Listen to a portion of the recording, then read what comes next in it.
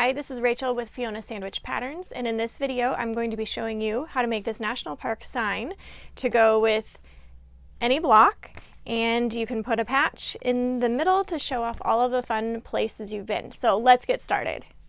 So what you'll do is you'll print off your pattern piece and make sure that your printer settings are set to 100%. It'll either be scale to fit or scale or something like that, but make sure that it's set to 100. And I do check every time that I print on my own printer to make sure that it's printing at 100%. So the national park block will print a national park sign in either direction, and know that whatever is showing on the front is actually the reverse. So in this block, the sign will be facing to the right, and in this block it's going to the left. So for I'm going to create a sign to go with my arches block, and I think that I'm going to use the bottom one. So cut out your template, and I don't cut on the line, and I just cut kind of along the side. There are a few reasons why I don't cut right along the line. One of them is just in case your printer is not printing to 100%, then you have extra so that you can shore up your block and you still have room. So I've already measured this. I have a 5-inch ruler and it is 5 inches, so we're going to go ahead and do that. Okay.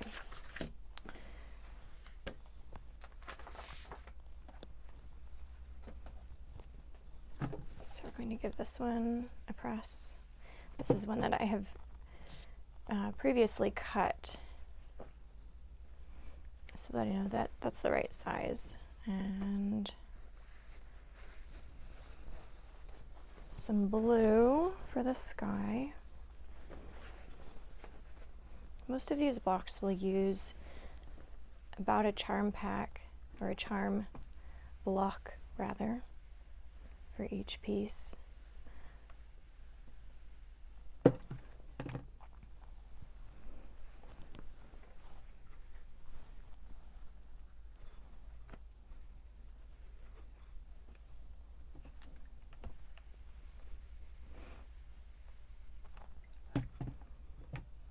Okay.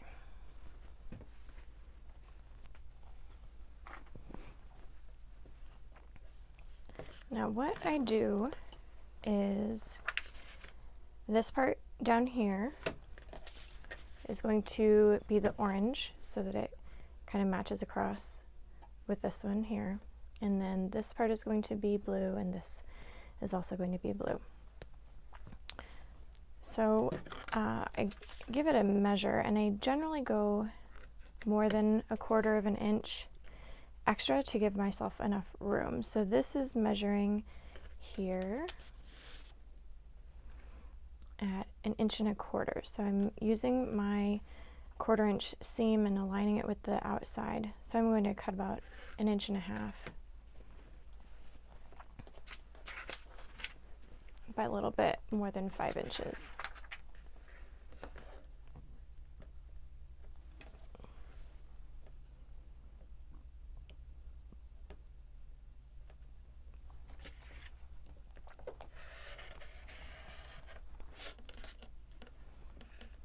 All right, so we have the lower piece,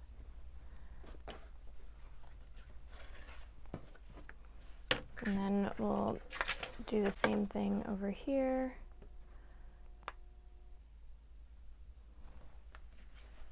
I do have some that's it was cut too far into this piece, so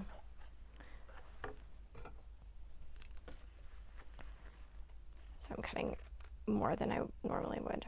And the next thing we're going to do is take the template, and I only score the line that I will be working with next. So in this case, I start with A1. See if I can move this down just a little bit so that you can see a little bit better. Here we go. So I start with A1, and I'm going to be adding A2, which is this one. Always make sure that your pieces are out from underneath. Can't tell you how many times that I have accidentally cut the wrong piece. So with a piece like this, what I would do when you're just starting is I would score the seam and fold it over so you'll have the right side facing up, and then this is going to be your seam allowance here. And what I'm going to do is I'm just going to cut out a piece that is this big, and you'll see how this comes together in just a little bit. And again, I give myself just a little bit of extra, especially when you're starting out. It's a good idea to cut your pieces down a little bit instead of working with this whole big piece of fabric, just like you would with traditional piecing. You want to cut your large cut of fabric into something that's more manageable. Okay, so we're going to take A1 and we're going to take this piece here. Now, what I also like to do is I like to use a light box. A light box isn't necessary, however, it helps illuminate all of the pieces so you can see exactly where your seam allowance needs to be. This is a little bit shy, but it's a little bit, I'm not able to show it quite as well, but with the darker fabrics, it's harder for the light box to show up on here. So pretend that you can see through, and for illustration purposes, you can see that when I fold the fabric over, I have about 1/4 of an inch on either side. So then I'll fold it back over, and I love glue sticks. These are the ones that I like. It's just from the office supply store, and I want to make sure that this isn't shifting. It's where I want it to be, so I'm going to give it a little bit of glue on one side of the template and then the other. So this was a real game changer for me when I started using a piece of glue. Now you can hold, if you don't have a light box, you can hold the template up to the light, and here you can see I have more than 1/4 of an inch. You can hold it up to the light, or you can hold it up to a window. Either one will work really, really well. So the first step is you put your right side of the fabric facing up and flip your template back over. Line up 1/4 of an inch from the folded line and cut off the excess. So to recap what we've done, from the top of the template, this is actually going to be the back of the template of the pattern piece, because you sew right sides together, so effectively you're always sewing the back, even if you haven't known that you've been sewing the back of a template. So you'll score just the very first piece. You'll put your piece of fabric pretty side up, right side up. Make sure that you have 1/4 of an inch around all of the sides, and then you'll glue it down, and then you'll fold your first line back over and you'll cut 1/4 of an inch. And what this will allow you to do is now you have your 1/4 of an inch line for the next piece. And what I am doing here is I'm making sure that I have, I have enough fabric hanging over. Let's do this, and you can see this. Making sure that I have enough fabric hanging over here from the widest part over here, the widest part of the template.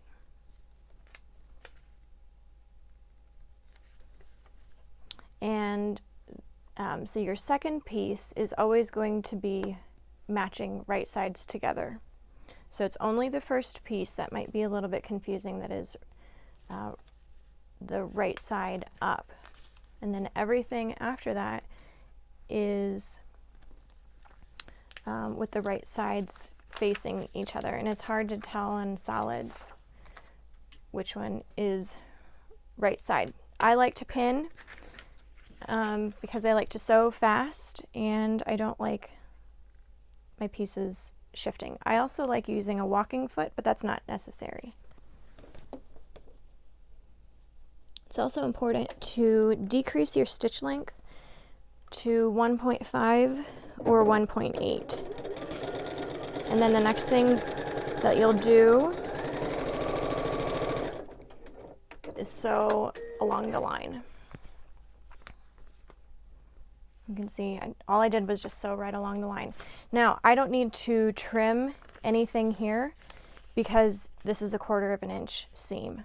If I hadn't trimmed piece A1 first, then I would need to trim it up.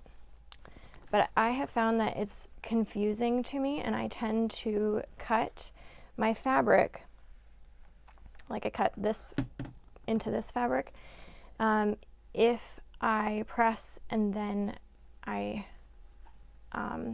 trim. So I trim and then I press. I hope that makes sense. Okay, so then A3.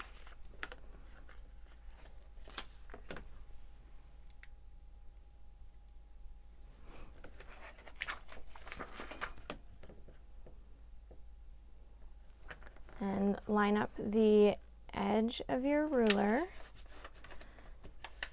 with the solid line and then score it and fold over. Then line up the 1/4 of an inch, the dotted line, with the scored line, and that will give you a 1/4 of an inch right here, and then trim off the excess. And you'll notice that most of it is right at a 1/4 of an inch. And I put my little pieces underneath.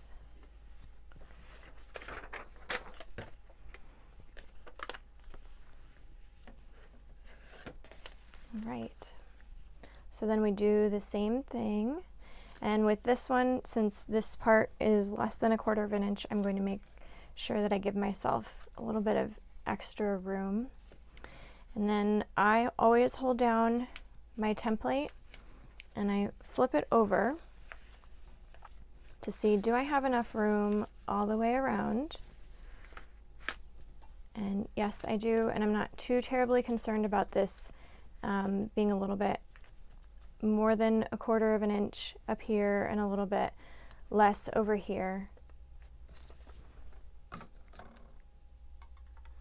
You definitely don't want to go below an 1/8 of an inch, but a 1/4 of an inch is much, much safer.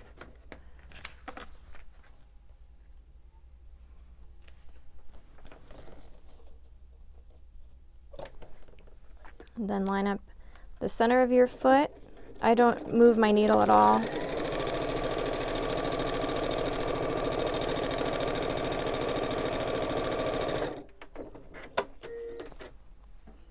Okay, and just sewing along the straight line.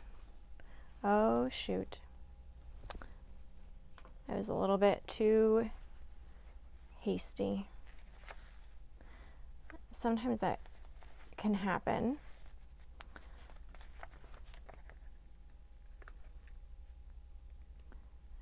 It's another reason why I like to use pins.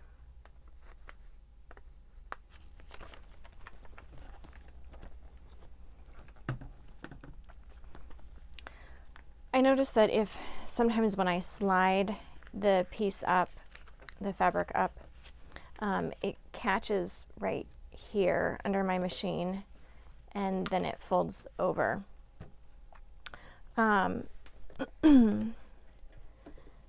And because it doesn't happen really frequently, most of the time when I'm just not paying attention. And I'm not going to sew over the whole thing again, just to catch that bit there. But this is the biggest reason why I do not score all of my pieces to begin with. Because if you make a mistake, these lines get weakened. And when you're working on something that's a little bit more complex, the template can fall apart if you have to pick out the seam more than once, which I have had happen before, and it's really not very enjoyable. Okay, so we'll trim this up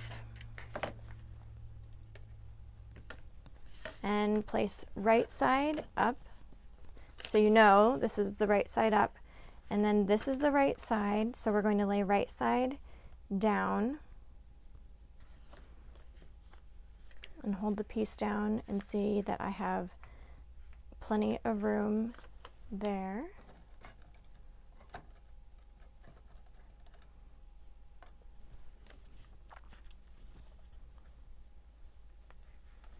And I'm going to pay a little bit more attention when I lay this one down.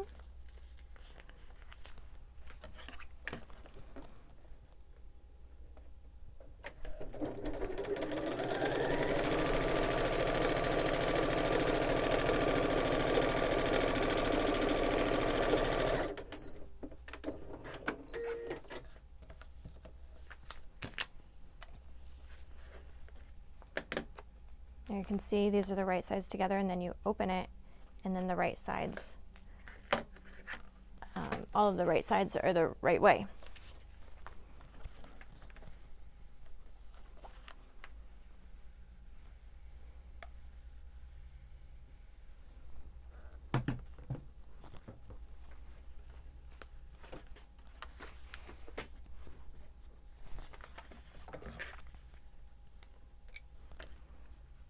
Okay, so we're going to line this up and trim.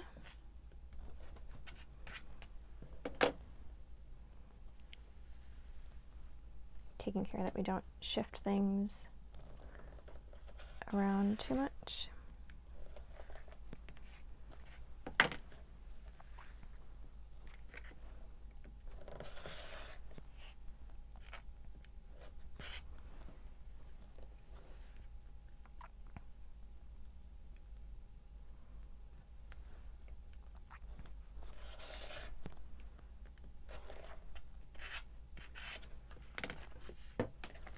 All right, and there's the completed block. And it will be joined to this one. And then I'll just stitch on my National Park patch. Thanks so much for joining. I hope you enjoyed it. Be sure to share this with your friends, and I'd love to hear what national park is your favorite that you've been to. Thanks so much for joining me.